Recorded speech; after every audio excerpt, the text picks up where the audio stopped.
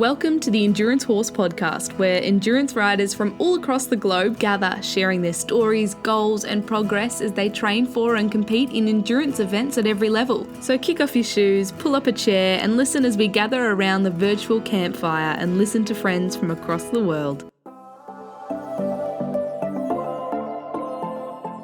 Hello, and welcome to episode 53 of Endurance Horse Podcast.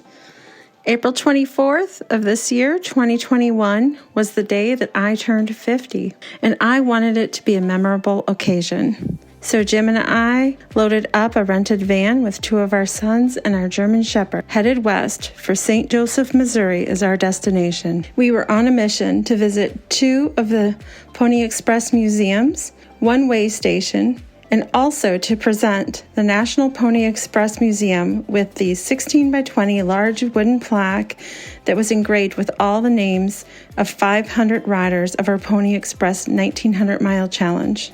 The Pony Express 1900 Mile Challenge has been popular with our listeners of the podcast and also the riders of the WARHORSE Endurance Challenges. Together, we hope to help promote and preserve the National Pony Express Museum. We believe that the Pony Express Museum is a unique part of equine history and one that is deserving of preservation. We hope you enjoy a stroll down this very unique part of equine history where horses and riders were the main characters in the story, covering the miles together to accomplish a singular goal. Without further ado, I bring to you episode 53 of Endurance Horse Podcast, the National Pony Express Museum. Hello, Endurance Horse Podcast. Today we are talking with John Unger. Well, we're sitting in the office of the Marysville Pony Express Barn and Museum. We've got the only original Pony Express barn that's still on its original site. And so you were showing me where the original beams were, and the ceiling is not original. Yes, in 1876, so it was a few years after the Pony Express actually had ended, the barn burned, and when they rebuilt it, they put a high-pitched ceiling on it to replace the original flat ceiling that was on it. So what I loved about the barn was that it still had the blacksmith forge in there. So is that part original in the corner, or it looked like some of the bricks were a little different and some of the bricks matched? Yes, the bricks, we had to actually replace some of those, and the walls were built higher, but it was all built with local stone that was quarried from right here in the county. This is the only standing original on-site Pony Express barn that we know of. It's the only original home station that's still on its original location, yes. Yeah, because I've seen some that were moved, but this one is still right where she's supposed to be. Yeah, this is where it was actually built. Because we were just at the National Museum about 2 hours away, and that was rebuilt, correct? Mm-hmm. Right. That's, what I understand is it was all rebuilt. So that's why we That's why we wanted to drive over here, to just be in the barn where these horses and riders actually came through. So you were telling me that those big doors were so that the rider could come right through, jump on, and right out the other door. Yes, we've got the doors. It had, of course, the big door on one side and then another one right across from it. So a rider could come in and dismount and mount up and ride right out the other side, or wagons or whatever could be brought in and brought right on out the other side. So, yes, it shows the original design and how it was back in 1860. So I'm only about 5'5". I don't think, because you were showing me how tall up it went, it's still the original.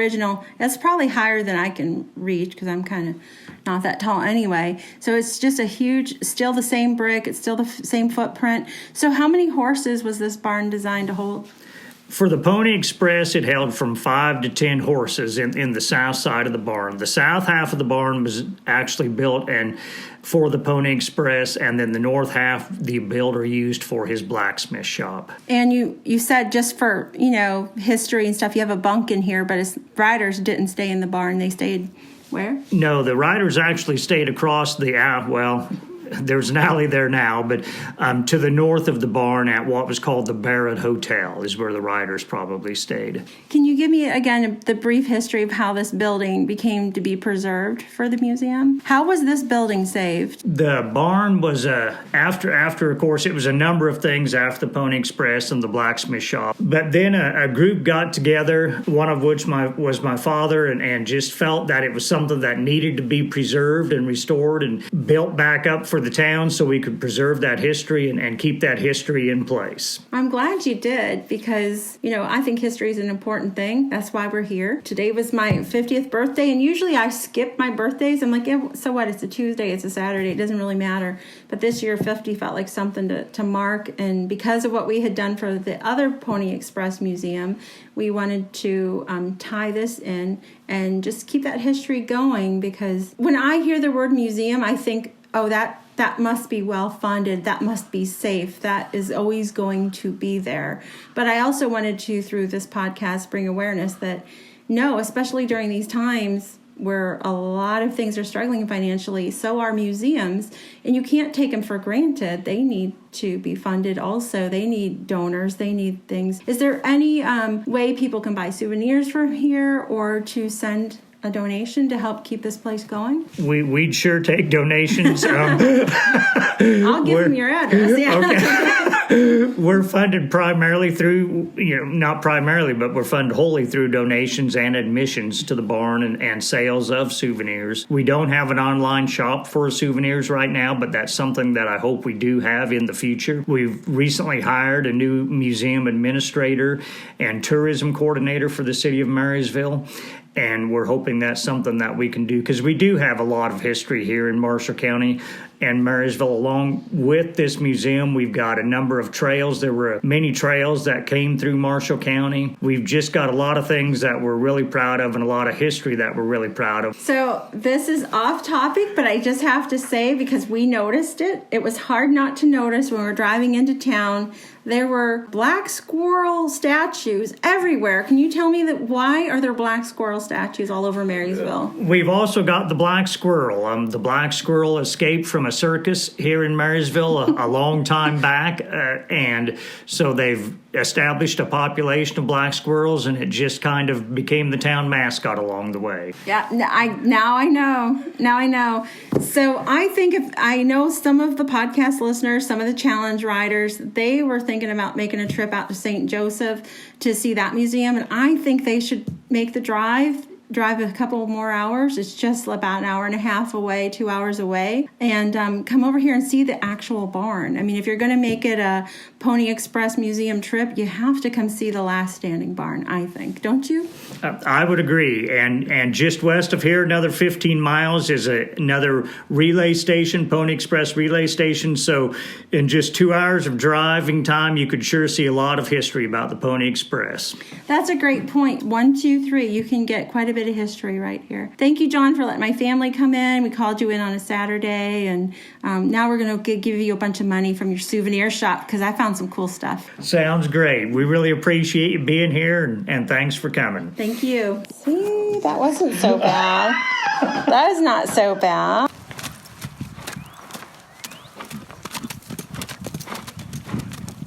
Hello, podcast family. Today we are with Cindy Daffron, the Executive Director of the National Pony Express Museum in St. Joseph, Missouri. It's a great morning here in St. Joe. The sun's out for a change, and, people are out, and the flowers are out, and the trees are blooming. It's just been a wonderful time to be in America, and especially here at the Pony Express Museum. It looks beautiful. I couldn't have picked a better day. I think this is the prettiest birthday I've ever had. I'm so glad we came down here, and first thing we did was go over to your beautiful schoolhouse and checked out the flowers. You have a lilac bush growing there. That's my favorite. And we were just so surprised. How big is your museum? Because it looks like it's 2 blocks or something. It's not just one building. No. And we almost own a full block with the exception of one building. And, we have over 10,000 square feet just in the new edition that came in 1993, the front edition in 1955. But, what we've tried to do is learn how to tell that story. And, when the kids are up doing the saddles and the mochilas and doing it right in front of them. We talk about how the Mustang, the wild Mustangs out west were the biggest pick because they didn't get their legs broke. They were just a sturdy animal. So every division, so in the middle they did the paint horse, and in our division, which is called the Eastern Terminus, they did the thoroughbred and Morgan because they were the sturdy horse. They were the ones that could get the speed. And we also know that in research, we know that Johnny Fry used to race his horse down the middle of a street, okay? And so guess what? We said, oh, well, who do you think was the first rider to leave St. Joe? They picked a polished rider who was a race guy because they were after speed. So it was a race against time. So that's what they called it, the Great Race Against Time. So could you tell me a little bit about that first was it a little red mare that left out of here? Yeah, his name was Selth, and we know that a little bit that Johnny, and there's a big story because he loved his horse, and as he was riding through, one of the young girls said, oh, I want to make a quilt, but I want a piece of Johnny's shirt to put in it. And there's like, well, I don't know, what are we going to do? And so she went by and she said, Johnny, will you stop? I want to get a piece of your shirt, put in my cabin quilt. He goes, Nope, me and Seth, we're headed. Mail must go through. Nope, don't have time. So they were dedicated, but they took care of the horses. So later, the next time, she borrowed her grandfather's horse, waited between the buildings, and chases him down till a piece of his shirt, and she actually got a piece of his shirt. So somewhere there's a cabin quilt that was done by two horses that actually ended up getting that piece of material to make that quilt. So it's kind of fun. It is fun.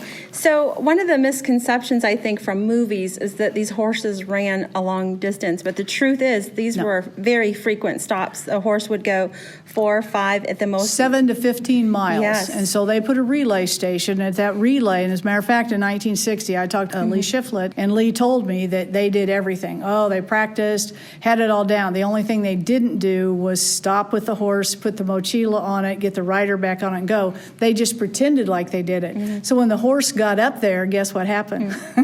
The horse was just ready to go without getting the mochila on. So he said it was a great adventure, but they did it within 4 hours of the original time. In 1860, they did it in 1960 because when they went through the pass, it closed.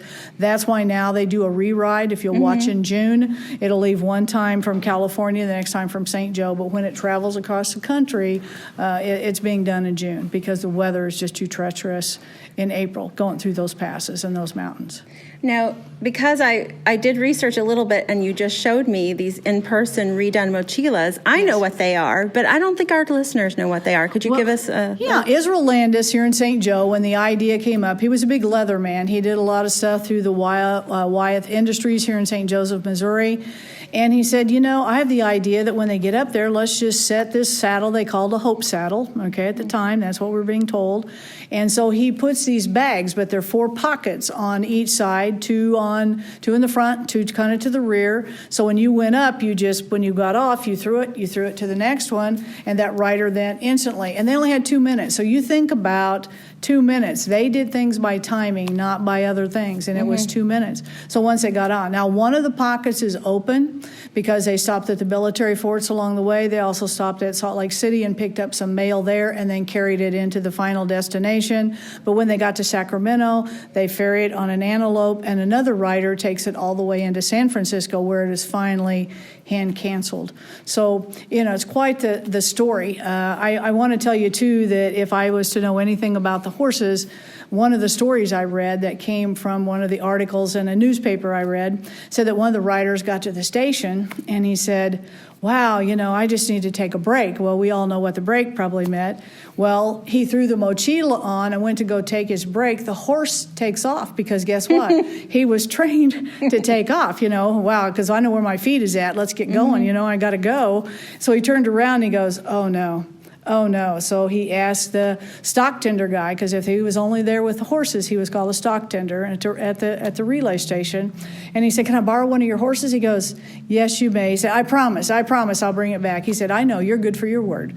So he goes off and all the way there underneath the stars and all the stuff because they rode 24/7, didn't matter. He said we got there, he looked up and he was just sauntered down eating and had the mochila. And he's like, I've never been so glad to see a horse in my entire life. And you don't have a name, so today you are the the American boy, because I shall never forget who you are. Oh. So one of the few stories that we know, I thought the listeners might enjoy. They will. Cindy, you've given a large part of your life to this museum. Yeah. And can you just tell, you just walked me through to come to this room to do the interview. And we walked by some boxes, and they were sadly from a different museum that closed. Yes. Which museum? Wells Fargo Bank had some museum, and I believe it was in Salt Lake City, and they decided they needed to close it, and so they called and asked us, and we had email. They helped us do the stagecoach that's out front to come in the Hall of Riders, so we have a working relationship. In 2010, they actually brought the real stagecoach, and we had a parade with nothing but horses, okay? No motorized anything. It was a wonderful, absolute wonderful day to be able to see that kind of parade led by the Wells Fargo stagecoach. But, you know, they sent us 2 saddles and 3 mochilas, and so now if we want to do an event, I don't have to pull them out while visitors are here. I can actually use those.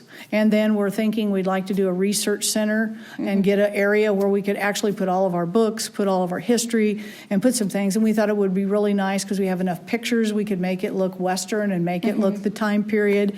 But we also now have a mochila. I think of all the things that's interesting, you know, a lot of postal workers come through here and how much it means to them to realize how this postal system had developed. That Wells Fargo Museum sent you their things because they had to close. Yes. I think maybe it's just me, but in general, when people see the word museum, we kind of think that's safe, that's funded, that's there forever. Obviously, that's not true. This last year caused a lot of things to be redone, rethought about.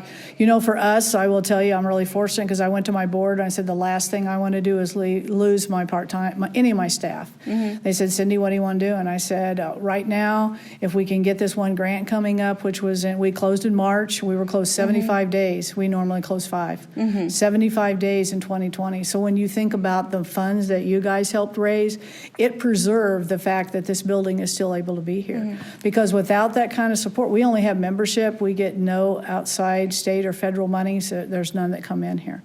So for us, it's just really important to be able to tell the story. But I think the thing they've done is preserve the actual history here, where it started, and then you get, as I'm being told, we are the only museum that interprets the 2,000 miles. That's why we talk about the 4 different horses. We talk about the 5 different zones, what those guys did, what happened on the eastern terminus, what happened on the western terminus, and really to know that history. But I'm really fortunate because today the guy that Israel Landis I talked to you about, we have the saddle he made for his son John that went to the Civil War. We were just gifted that saddle. A lady that preserves saddles and does things with leather is scheduled to come up this year and help me preserve that so that we can keep that history. Why is this part of history with this horse so important?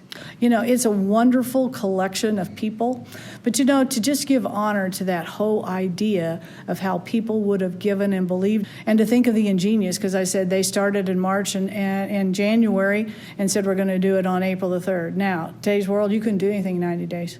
Never would happen. So I really believe that it was the ingenuity, the hard work, the dedication. And when you think about it, it was pretty daring. It was very daring. Very daring ride. And, you know, and it was endurance. If you used the word, how about endurance of a ride to say you're going to ride 12 or 14 hours? So not only is it the endurance of what they did, the history of what they done, but is now preserved for generations and generation. The horses had to have a fair amount of talent because they had to go, on average, 7 miles. But how long did the riders, they were the real endurance factor. So how long did the riders have to go? And then my last question is, could you just name some of these people that were the riders? Well, we know that, you know, Johnny Fry, we have called himself Pony Bob Haslam. We have William Pridham. But when they get and they rode that far, those 12 or 14 miles all out, then when they would get to their destination, which could have been, you know, the 12 hours. One of the original newspapers said they were scheduled to be in Marysville, Kansas within 12 to 14 hours. So most of the time when you think about the weather, you know, but the reason they're late when they get to St. Joe is precisely supposed to leave here at 4:30, 5 o'clock. They never left till 7:15 because the mail coming to St. Joseph was delayed. When they got to Hannibal, they said, you're only going 35, but it's a fresh track. Nobody'd really been on it. So they said to Hannibal St. Joseph, they said, okay, we'll issue orders, run wild to St. Joseph, Missouri. Now what that meant on the front was the old cattle catcher or the hog would push them out of the way. When they're going 75, the next article the next morning said, rain and hogs all the way to St. Joseph, Missouri. So I really believe that, the factor of picking the horse as the object to get the things across that central route, take all of this stuff for mail. But look at the letters that they carried for families. We have a new baby. This is who we are. We are safe. We are here. Without that piece of the rider and that horse, the stories to families could have been completely different. It has been a joy to come down here. Yes. I normally don't celebrate my birthday. I dismiss it as any other day of the week. But I told Jim, because of what happened last year with the pandemic and us partnering with you and having all these people from around the world, I thought it was worth coming down. And thank you for asking us to do the plaque. I mean, that was a big deal to these people that they want to come here and see their name. Now they can come see it. Really, and to us, it's a huge honor because it's one more piece that connects this building to people outside. Thank you. Well, pleasure. Thank you.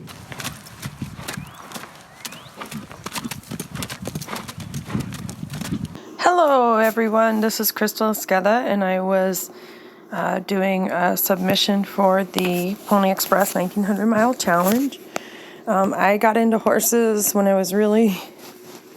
my parents put me on a horse before I could even walk, and that started the love affair, and the rest has just stayed with me forever. Horses are just everything to me. I chose to support the Pony Express Museum through the 1900 Mile Challenge because it came across on the WARHORSE Endurance Challenges, and I thought it was pretty cool to have a giant goal like that. I've never had a huge goal or done a challenge that was that far, and then to actually have something that is as cool as the Pony Express. I mean, how many of us didn't grow up like in awe of some of those Westerns that all of our parents had going on when we were growing up, and just like imagined ourselves riding our horses around that many miles? It just, it just amazes me. And the fact that someone is preserving that part of history is just awesome. We didn't know that, how much we would help them, but I'm just glad that we were able to help them. So my main horse that I ride is Diamond. He is a 16-year-old quarter horse gelding, and we do a lot of miles, and he's my main endurance horse. And then I have Spirit, who is a Tennessee Walker Rocky Mountain Cross, and she's kind of one of my heart horses, and I ride her as well. I have to pick and choose because she had some injury so many years ago, but we are back riding, and she's helping me with this Pony Express challenge. And then I have my son's horse, but we have a Mustang mare named Mustang Sally. She must be 12 this year, and my son is mainly riding her. He's doing the challenge as well. He's mainly riding her, but she is one of mine. What is the best part of working towards this goal for the Pony Express Challenge? And it's just getting to spend that time with your horse and actually like looking at the time you're putting in and the miles you're putting in and working with them to get to the goal. I just love it. I think it's great. Do I feel committing to this larger goal affected my time spent with my horse? Yeah, I mean, just any time you spend with your horse will increase the bond and the relationship that you have. And I just feel like the 1900 mile challenge, I do all the small challenges, the 100 mile challenges, and it's just awesome. I can't explain it enough. I love it. I feel like just all of the challenges, but the big goal, I realize I have 965 miles total between 3 of those horses, with the bulk of them being carried, like I said, by Diamond. I feel like we just putting the miles on and riding them, I feel like closer, I guess you could say, or that our relationship is just stronger. And I just feel that like you get to know your horses so well, you can just tell if something is not quite right with them. And I think that is a huge plus for any horse owner. I can't even put words to it. I just feel like we have gained time, relationship, and miles, and just sheer joy at being with my horse. I feel it's important to preserve that chapter of equine history, like with the Pony Express. I just think that people need to know, especially in a time where everybody is so dependent on technology and the instant click of a button, and being like, they're just not outside as much. And can you imagine? I mean, they need to know that people actually rode their horses and carried that mail. And things weren't instant back then, and they should make them appreciate more of what we have now. And have I participated in other Warhorse endurance challenges? Yes. I have done one of each of her challenges, if not a double. I think these challenges are great, and I just think that the family that has been created by the Warhorse endurance challenges is phenomenal. It started out with just an idea in Christina's head, and it has grown into a full-blown movement almost. And the support and the encouragement that you will find out on that Facebook group is amazing. It's not political. It's completely horses and encouraging and just celebrating successes and then helping people through not so many successes.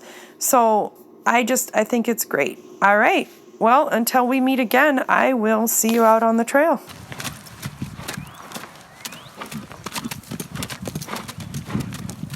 Hi, this is Julie from Southern California.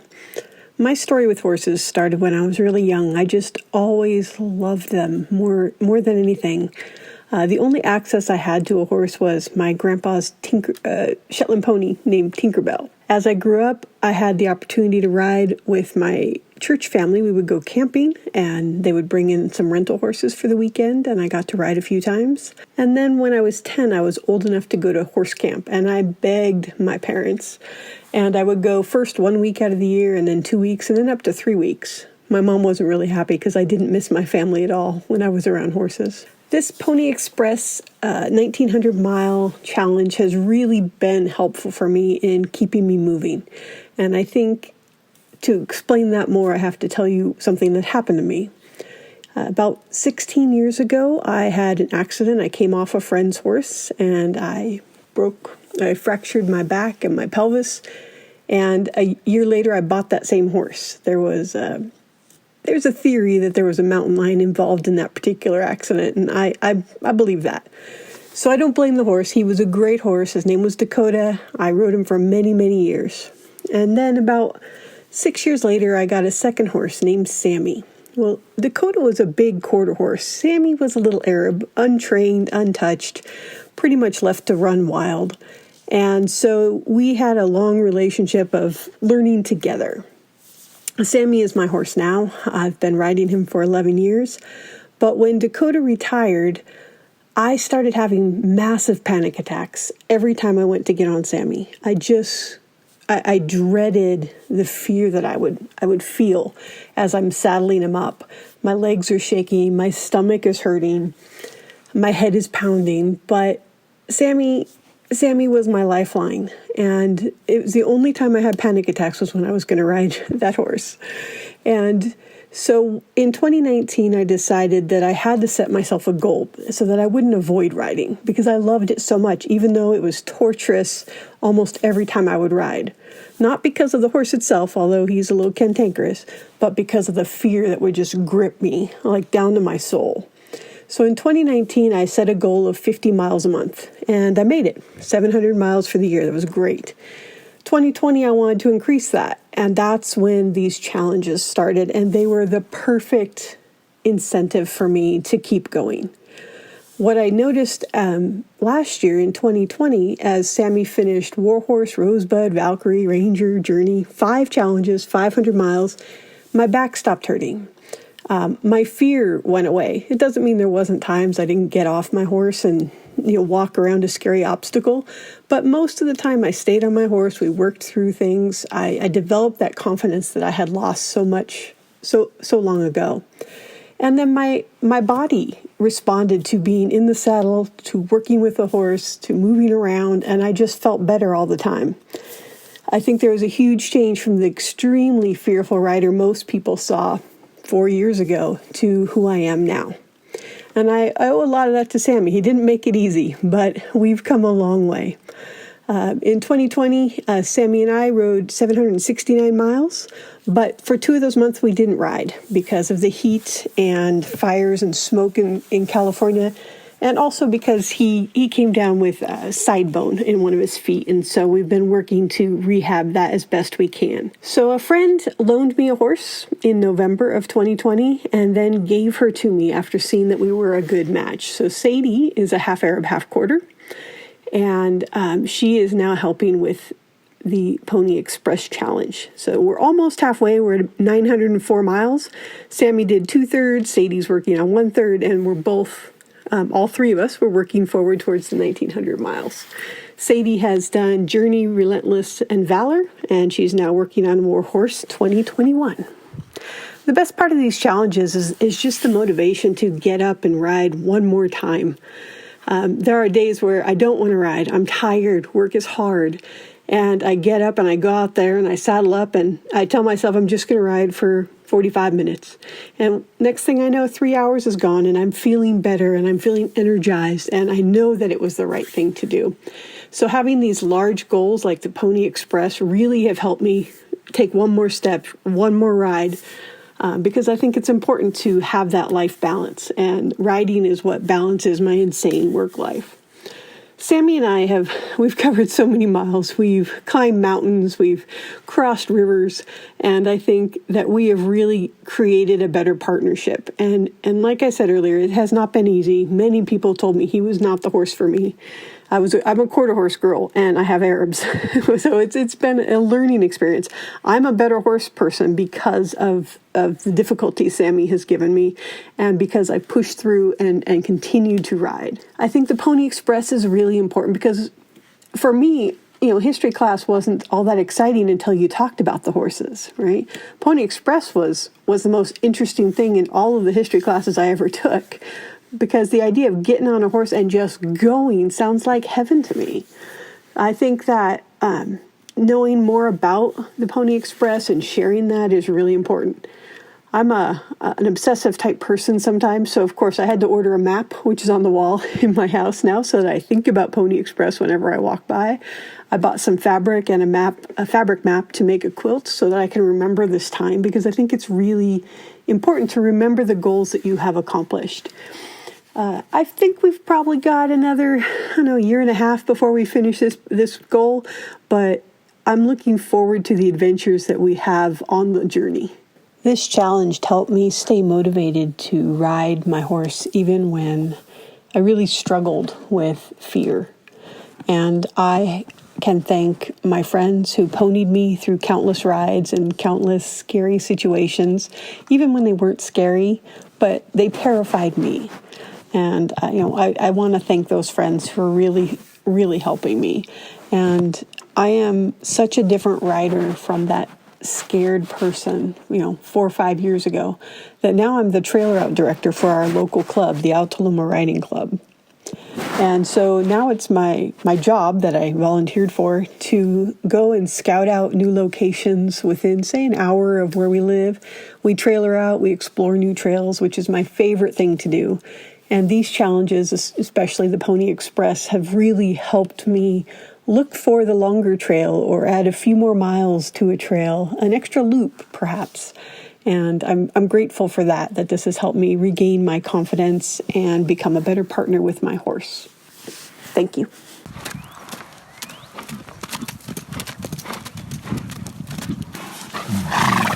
Hey, Jim. Hello. Thank you for taking me to Missouri. I know this podcast is coming out a few months after our trip, many months after our trip, but we've been pretty busy and just wanted to say thank you. It was wonderful. It was an awesome trip, awesome weather, awesome company, and awesome things to look at down there. It was very interesting.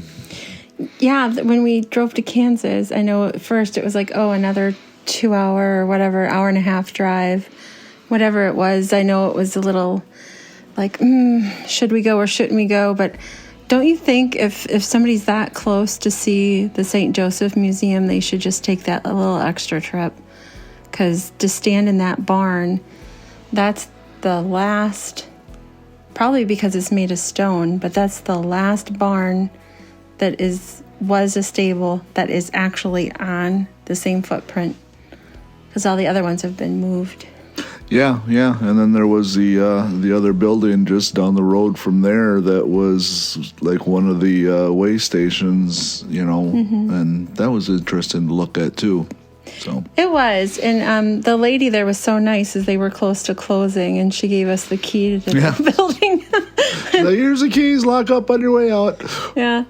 So the neat thing is that we took our dog with us. We took Darby with us. He's an older German Shepherd, and we didn't want to leave him anywhere. So we took him with us. So he got to go actually in the Marysville Museum, and the guy loved him, and Darby got to walk around the museum and the barn. So Darby's been in that barn and out and around it.